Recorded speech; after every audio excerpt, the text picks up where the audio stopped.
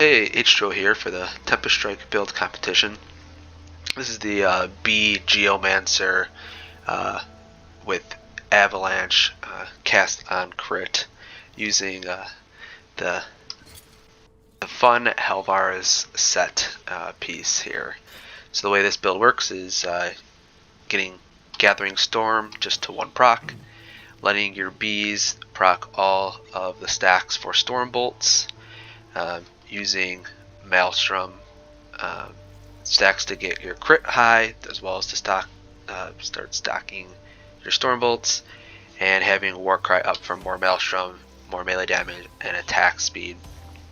And then the Tempest Strike build brings everything together with the cast on crit and spells. So I'll briefly just kind of go over that, how this works. So Tempest Strike is a melee and our casting ability, so every time we melee swing, we shoot out, take all these nodes from our attack speed, so we don't shoot out any tempests.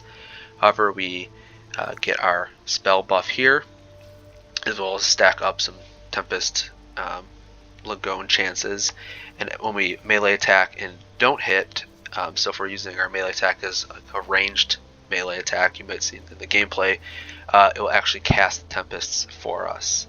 So we will hit them in melee range and use these nodes up here to cast our ice basically and lightning tempest. And from range we can also attack to shoot out like the frigid tempests here, which with our high crit chance is going to proc the avalanche, as well as going to proc all of the storm bolts from casting spells. Because of that, we also have, like I said, attack speed and the sky opener. So we're going to be in melee range, also attacking basically with our melee attacks, which is going to be proccing, expending the storm stack, so our storm bolts do 60% more damage. And then again, we have 14 bees at all times, plus some of the avalanche elementals. So we're getting Fizz Pen just from the bees, as well as we're also getting penetrate and resistances based upon our own resistances. So this whole builds it together.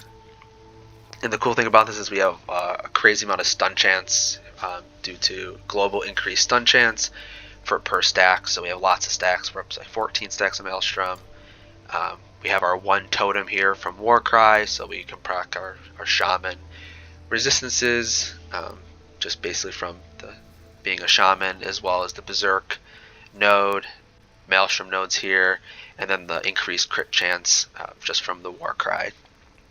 So we get those cast on crit. Gathering Storm, again, we're going to the Earth version. So we have the storm bolts up here. We've increased stun per storm stack. We're always at 15 storm stacks, so we're getting like 300% increased stun chance global on top of our maelstrom global stun chance.